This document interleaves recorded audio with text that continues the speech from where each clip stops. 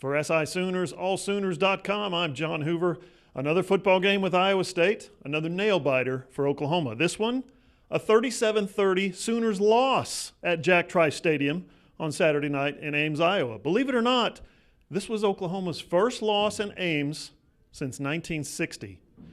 These games are always fantastic. In their 4 meetings head-to-head, Lincoln Riley and Matt Campbell are now 2-2, with the Cyclones holding a net 3-point advantage. For 18th ranked Oklahoma on Saturday night, it was just more of the same. An early lead, this time 17-6, followed by a defensive collapse, and ultimately the Sooners' demise was sealed with another poor fourth quarter performance in all 3 phases. Oklahoma took a 30-23 lead midway through the fourth quarter, but Kenny Nwangu's 85-yard kickoff return set up the Cyclones to tie the game at 30.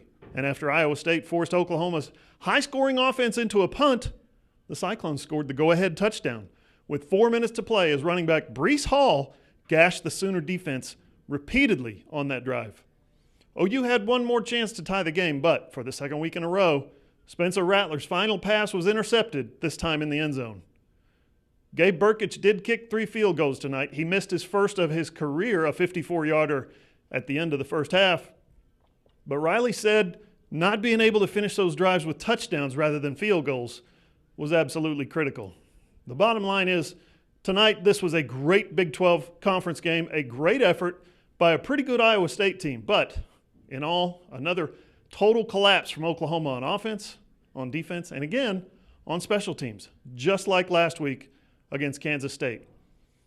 I asked Lincoln Riley if he was surprised by this phenomenon of wilting in the fourth quarter 2 weeks in a row now against Big 12 competition, or if this was to be expected with all the youth this team has up and down the roster. Riley said, quote, "I don't know exactly what it is," unquote. He acknowledged that, yes, having youth, young, inexperienced players at numerous positions up and down the roster was possibly a problem, but he also said that's no excuse and that this team has to grow.